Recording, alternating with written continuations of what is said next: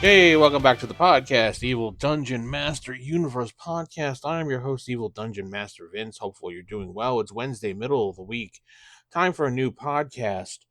Before we get into things, evildm.com is my website. Ask the DM at evildm.com is my email address.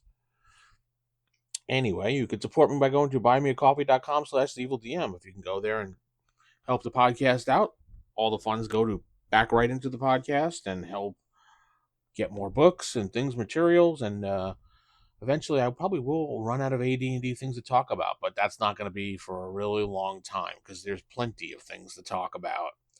Someone asked me the day, well, aren't you going to run out of things to talk about? I said, no. I mean, I can go over all the monsters and the spells, and then I can start looking at polyhedron magazines and dungeons and dragon magazines and things like that.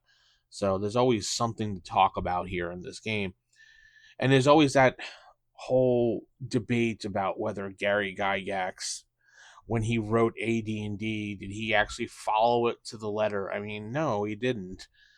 I know it's going around right now on X about how people are arguing how Gary Gygax wrote AD&D and that's the way it should be played, and the stupid bro SR stuff that's going on. And no, AD&D was never played as is. AD&D was a tournament rule set that Gary made to distance himself possibly again away from Arneson. And well, frankly, no one I know plays AD&D 1E the way it is written. And people argue, well, Gary wrote it this way, so Gary played. No, Gary himself did not play AD&D 1E the way he wrote it, or the way at least it was organized. He himself have been known to just fluff rules, change things on the fly, and do whatever was best for him in the game at the time when he was playing. Which proves that there was an excerpt that was in Holmes D&D that said this was an open-ended game subject to modifications based on the table. Now I'm paraphrasing that, but that's one of the quotes that was from Holmes D&D when they wrote it, saying that D&D was a game that had to be modified. So there's that.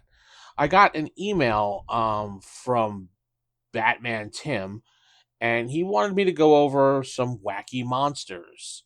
He asked if I could find an interesting wacky monster from the Fiend Folio and talk about it. Well, Tim, you got it. So the Blindheim, I don't know how it's exactly pronounced. I just go Blindheim, maybe. It's on page 15 of the Fiend Folio, the monster manual that came from Great Britain, UK, whatever. That was all the wacky monsters that they put together, and these monsters were wacky. The Fiend Folio was a great resource to pull out if you just wanted these oddball creatures that were just not normal. And back when we had these books, only the DM had these books, and no player was supposed to be looking through these books ever. I liked that when we were able to do that, but whatever. But you'd have to have a group and a forever DM for that actually to work. So they are very rare. Their number of appearing 1 to 4. Their armor class changes, so you have to see below. Their hit dice is 4 plus 2, 5% in layer. Treasure is B. Number of attacks 1. Damage is 1d8. Their special attacks is Blinding Stare, which we'll go over in a moment. And they have no special defenses, no magic resistance. Their intelligence is just animal. But they are chaotic evil, so if they're chaotic evil, they are somewhat intelligent enough to make decisions, to know that they're evil. Their size is small, only 4 foot tall. They don't have any basic psionic or anything. The subterranean creature is a yellow, frog-like humanoid with huge eyes that shine like searchlights. You said you wanted a wacky creature? Here's a wacky creature. It's got searchlights. While in repose, the beast keeps its eyes turned off by means of an extra eyelid. However, it can attack instantaneously by opening its eyes, and its acute sense of hearing will usually indicate to it the direction of its target. Those who come within the beams at a range of 30 feet or less must save against wands or be blinded for 11 to 20 turns. Not rounds, turns. Anyone with infravision in that range must save at -3. Those not blinded will still be able to look. Well, sorry, those not blinded will still be unable to look directly at the beast, so its effective armor class is -1. However, if for any reason the attacker is immune to bright light, the armor class would become a 3. When in close quarters, they attack with a vicious bite, which inflicts 1d8 points of damage. The creature is colored in varying shades of yellow, the darker shades on its back contrasting with the lighter shades on its underbelly. If the eyes of the dead Blindhelm are opened, they seem to be a dull golden color. Now, I could see these eyes being worth something to a wizard or sage or something in town, so maybe he might send you out to get these as part of a quest just to give you something in return that you want. I could see that happening. Also, I find it interesting that you can't look at the creature directly, so its armor class is 1. Since you can't look at the creature, wouldn't that kind of also fall under blind fighting as well? Because you can't look at the creature directly, so would part of blind fighting work here with a -4, -3, -2? Its armor class is, yeah, they said its armor class effectively is 1, but I don't know. I was just thinking about that as I was reading it because I didn't think about it beforehand, and now that I'm just reading it out loud to y'all, I'm like, well, if you can't look at it, that means your eyes are either closed or you're directing your gaze and wildly swinging, trying to figure out where it is based upon not looking at it. I would also implement some type of negative hit to it because you're not focusing on where your target is. That's just me. You tell me what you do, how you'd handle that. But these creatures would be interesting to throw in a campaign while they're underground, maybe in like a wet tunnel, wet cavey area when they're searching for something. These creatures could be perched somewhere hidden.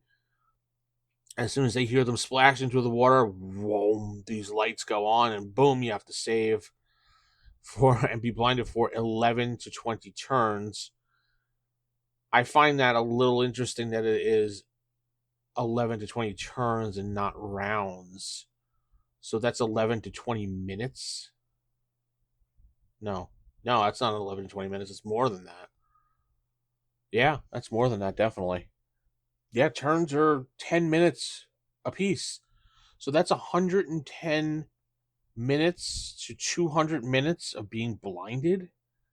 I think they meant to put rounds here, not turns, because that doesn't make a lot of sense. Why would it be blinding you for that long?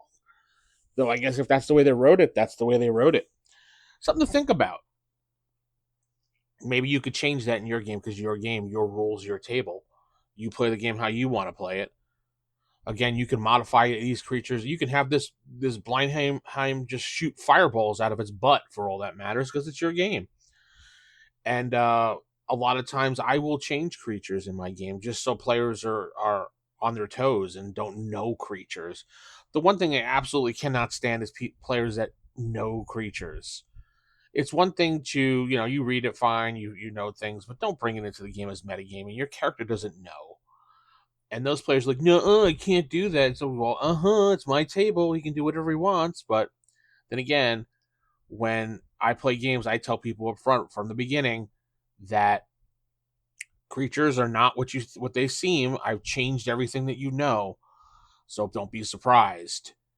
So if you know what a creature does because you've read the book, which I'm sure you did after all these years, don't expect it to be like that in the game. And yeah, I do that to keep players on their toes. I don't change it drastically so that it's absurd, but I will change things around like armor classes and hit points.